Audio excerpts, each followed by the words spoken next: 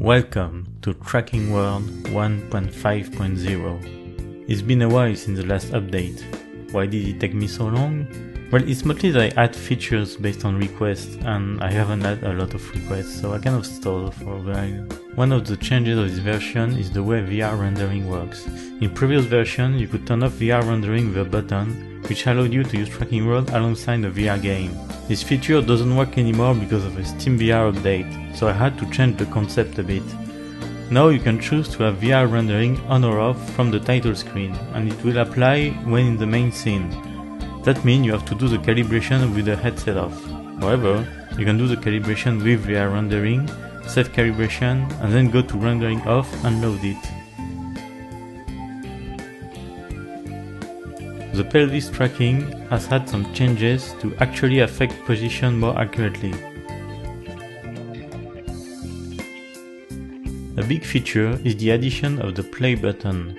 When creating a scene, you can add an object and give it the play button script, and it will appear as an interactable button in VR. When activated, it will call a specific method on any object you want in the scene. One of its use, for instance, is to trigger animation. Using the director system in Unity, it is possible to create advanced behaviors within the scene that can be triggered within VR itself.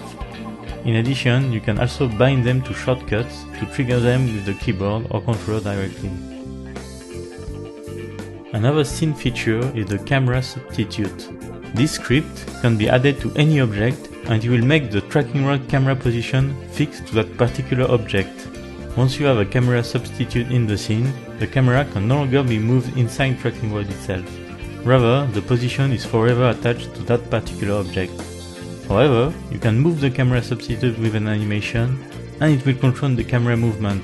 You can use it in conjunction with play buttons to add predefined control to the scene. You can now use post-processing in a scene. By importing the post-processing package in Unity, you can add the post-processing volume and configure the profile, and it will be taken into account by the camera in Tracking World. That's it for the main feature of this version. If you have any question or feature requests, just ask me or on the Discord. And thank you for the 2000 subscribers.